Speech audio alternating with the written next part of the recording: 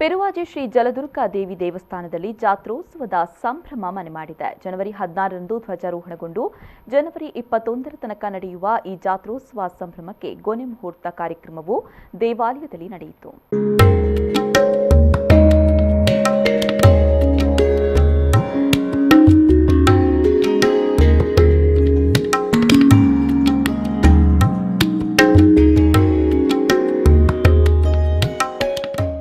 ಇದೇ ವೇಳೆ ಕರ್ನಾಟಕ ಸರ್ಕಾರ ಹಿಂದೂ ಧಾರ್ಮಿಕ ಸಂಸ್ಥೆಗಳು ಮತ್ತು ಧಾರ್ಮಿಕ ದತ್ತಿ ಇಲಾಖೆ ಅಡಿಯಲ್ಲಿ ಬರುವ ಶ್ರೀ ಜಲದುರ್ಗಾ ದೇವಿ ದೇವಸ್ಥಾನದ ನೂತನ ವ್ಯವಸ್ಥಾಪನಾ ಸಮಿತಿಗೆ ಅಧಿಕಾರ ಹಸ್ತಾಂತರ ಕಾರ್ಯಕ್ರಮ ನಡೆಯಿತು.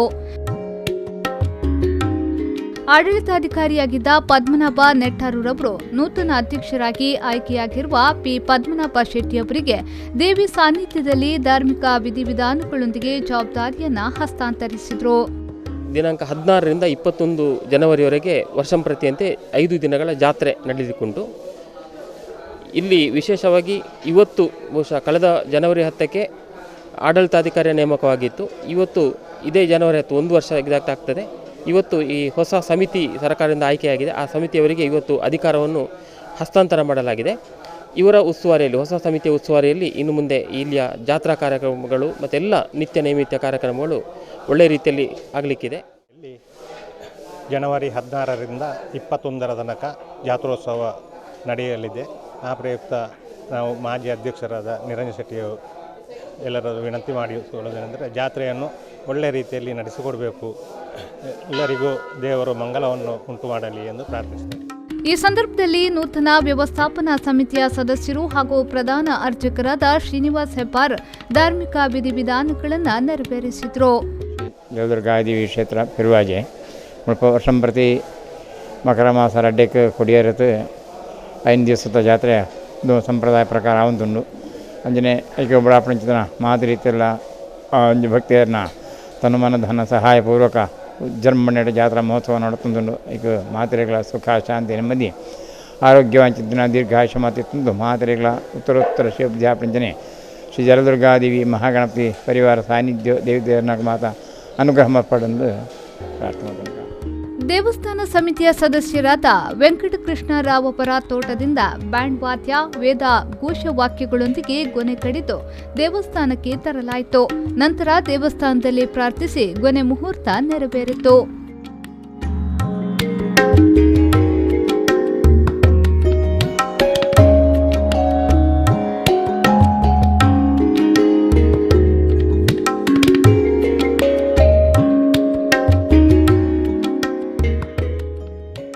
ದೇವಸ್ಥಾನ ಶ್ರೀ ಕ್ಷೇತ್ರ ಪೆರುವಾಜೆ 16ರಿಂದ ಕೊಡಿಯೇರಿ ಜಾತ್ರೆ ಪ್ರಾರಂಭಗೊಂಡು 21ರವರೆಗೆ ನಡೆಯಲಿಕ್ಕಿದೆ.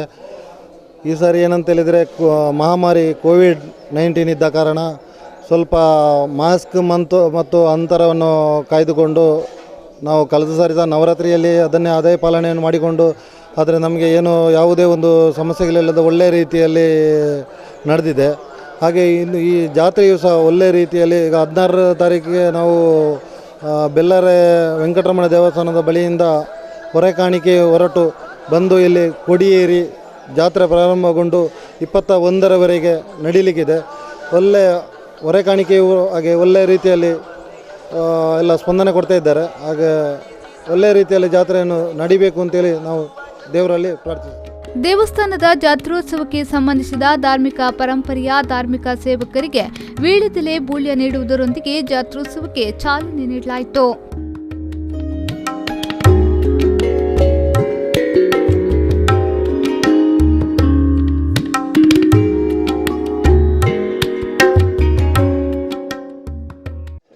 ಮೂರು ವರ್ಷಗಳ ಕಾಲ ವಿಜೃಂಭಣೆ ನಡೆಯಿತು. ಯಾಕಂದರೆ ನಾನು ಕೂಡ ಇಲ್ಲಿ 7 ವರ್ಷಗಳ ಕಾಲ ಸೇವೆಯನ್ನು ಮಾಡಿ ಜೀರ್ಣೋದ್ಧಾರದಲ್ಲಿ ಉಸ್ತುವಾರಿ ಜವಾಬ್ದಾರಿಯನ್ನು ಕೊಟ್ಟು ದೇವರು ನಮ್ಮನ್ನು ನಡೆಸಿದ್ದಾರೆ. ಹಾಗಾಗಿ ಜನರು ಕೂಡ ಇಲ್ಲಿ ಸಮರೋಪಾದಿಯಲ್ಲಿ ಬಂದು ದೇವರ ಸೇವೆಯನ್ನು ನಡೆಸಿಕೊಂಡು ಹೋಗ್ತಾರೆ. ತಮ್ಮ ಕಷ್ಟ ಇಷ್ಟಗಳನ್ನು ನಡೆದುಕೊಳ್ತಾರೆ. ಈ ಜಾತ್ರೆ ಕೂಡ 5 ದಿನ ವಿಶೇಷವಾಗಿ 5 ದಿನಗಳ ಜಾತ್ರೆ ನಡೀತದೆ. ಪೇಟೆ ಸವಾರಿ, ಜಲಕ ಎಲ್ಲವೂ ಕೂಡ ಬಹಳ ವಿಜೃಂಭಣೆಯಿಂದ ಭಕ್ತಗಳ ಸಮ್ಮುಖದಲ್ಲಿ ನಡೆಯುತ್ತದೆ.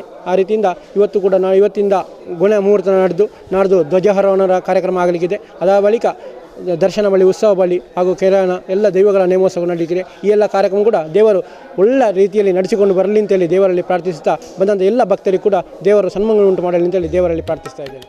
ಕೊನೆ ಮುಹೂರ್ತ ನಡೆದ ಬಳಿಕ ಭಕ್ತಾದಿಗಳಿಂದ ಅಂಗಣ ಸ್ವಚ್ಛತಾ ಕಾರ್ಯಕ್ರಮ ಶ್ರಮ ಸೇವೆಯ ಮೂಲಕ ನಡೆಯಿತು.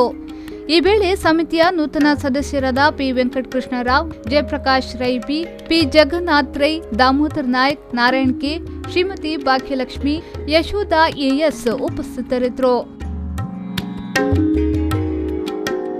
ಪ್ರಮೀಳಾ ಶೆಟ್ಟಿ, ವಿ4 ನ್ಯೂಸ್ 24/7 ಪೆರುವಾಚೆ.